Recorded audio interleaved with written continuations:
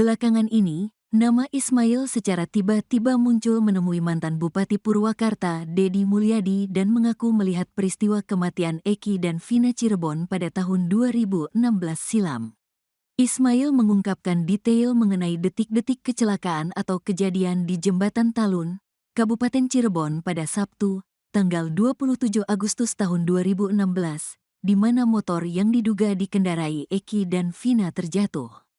Saat kembali dikonfirmasi pada Sabtu, tanggal 17 Agustus tahun 2024, Ismail menyebutkan bahwa dirinya sedang melaju dari arah sumber menuju penginapannya setelah melewati Watu Belah. Saat itu, Eki dan Vina datang dari arah berlawanan, yaitu Kali Tanjung menuju Sumber. Menurut Ismail, sepeda motor yang dikendarai oleh Eki terlihat oleng dan melaju dengan kecepatan tinggi, seolah-olah sedang dalam suasana hati yang gembira. Dari jauh itu, Eki dan Vina itu oleng kencang, kayak lagi senang. Mereka itu standing, awalnya nabrak trotoar terus orangnya mental kena tiang listrik, ujar Ismail. Ia juga menambahkan bahwa setelah kecelakaan terjadi, motor yang dikendarai oleh Eki tidak terseret ataupun terpelanting. Tidak ada motor terseret. Motor tidak terpelanting, ucapnya. Ismail mengaku sangat yakin bahwa korban kecelakaan tersebut adalah Eki dan Vina.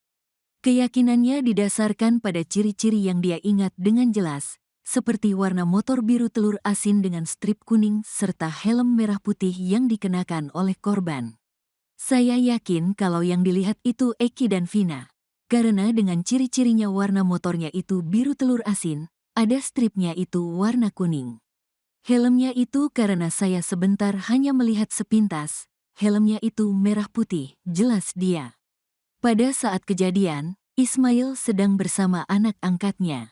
Ia mengaku sempat berpikir bahwa Eki yang mengendarai motor dan membonceng Vina itu seperti orang mabuk karena motor tersebut melaju zigzag dan sempat standing.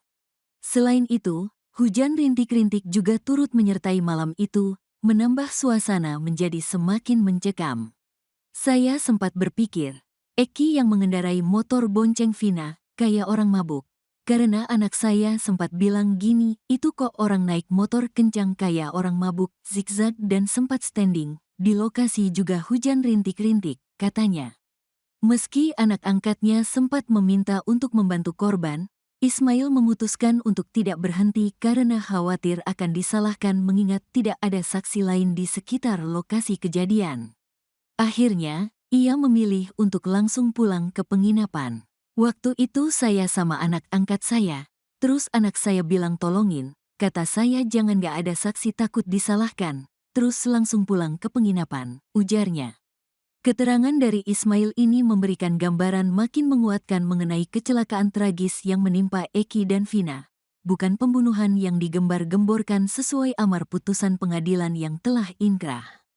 Hal itu sejalan dengan kesimpulan para tim kuasa hukum Saka Tatal, mantan terpidana kasus Vina Cirebon dalam peninjauan kembali, PK, yang kini tinggal menunggu putusan, di mana kecelakaanlah yang membuat Eki dan Vina meninggal dunia.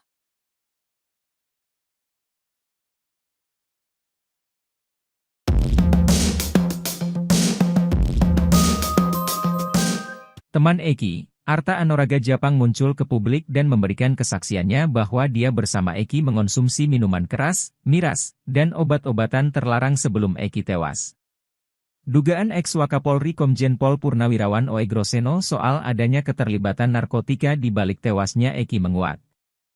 Ia menilai anak Ibtu Rudiana itu tewas dalam kondisi mengenaskan karena dipicu masalah narkotika.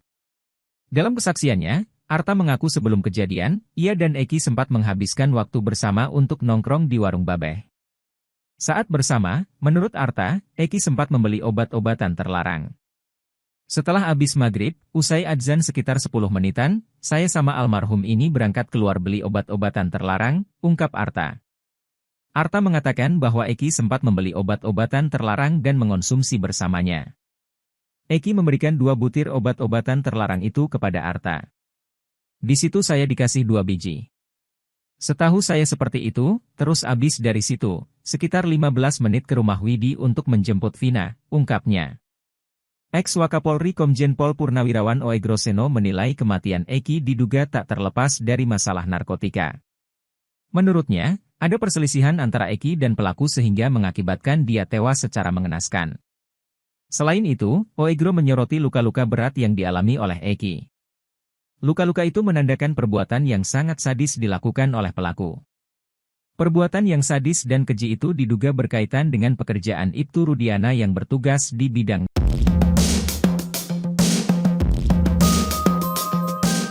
Kasus kematian Vina dan Eki Cirebon terus bergulir dengan kemunculan saksi baru yang mengungkap fakta-fakta mengejutkan. Arta Anoraga Japang, seorang teman almarhum Eki, mengungkapkan peristiwa yang terjadi pada malam tragis 27 Agustus 2016, ketika Eki, anak dari Ibtu Rudiana, ditemukan tewas. Arta yang mengenal Eki selama 1 hingga 2 tahun terakhir sebelum kejadian, menceritakan aktivitas yang mereka lakukan bersama sejak sore hingga malam hari itu. Dalam jumpa pers yang digelar bersama 2 kuasa hukumnya, Reno dan Reno Sukriano, Selasa, 13 Agustus 2024, petang, Arta mengungkapkan rincian peristiwa yang melibatkan Eki.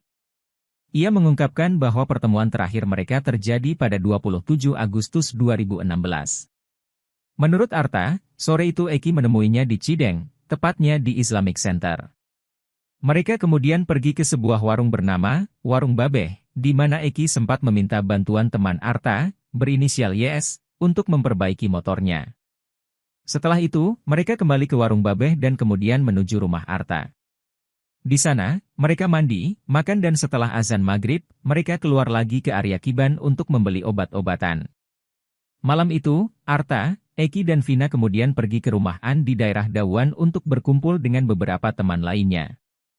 Menurut Arta, Eki dan Vina sempat pamit pulang terlebih dahulu dengan alasan ingin mengambil uang. Saat tiba di rumah, Arta mendapatkan kabar mengejutkan melalui status BBM teman-temannya yang menuliskan, RIP Eki RDN. Mengetahui hal itu, Arta segera menuju RSD Gunung Jati, tetapi tidak sempat melihat langsung jenazah Eki maupun Vina. Diketahui, Arta adalah salah satu dari 20 orang lebih yang telah diperiksa oleh tim khusus Mabes Polri yang selama sebulan terakhir melakukan penyelidikan intensif untuk mengungkap kebenaran kronologi kasus Vina Cirebon. Selain Arta, 2 teman lainnya yang berinisial YS dan An juga telah dimintai keterangan terkait peristiwa sebelum Eki dan Vina ditemukan meninggal dunia.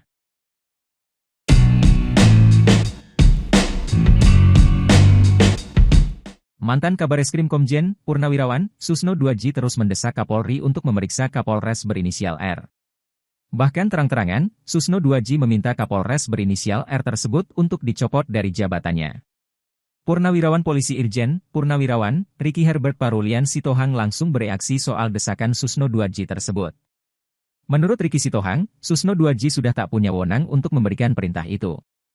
Bahkan ia menuding Susno 2J sengaja memperburuk citra Polri. Emang Pak Susno ini semakin gak jelas, saya gak tahu dia ini mantan polisi atau apa sih, kok semakin masuk semakin menukik untuk memporak-porandakan kredibilitas integritas Polri, kata Ricky Sitohang dikutip dari YouTube salah satu TV swasta, Sabtu, 18 Agustus 2024.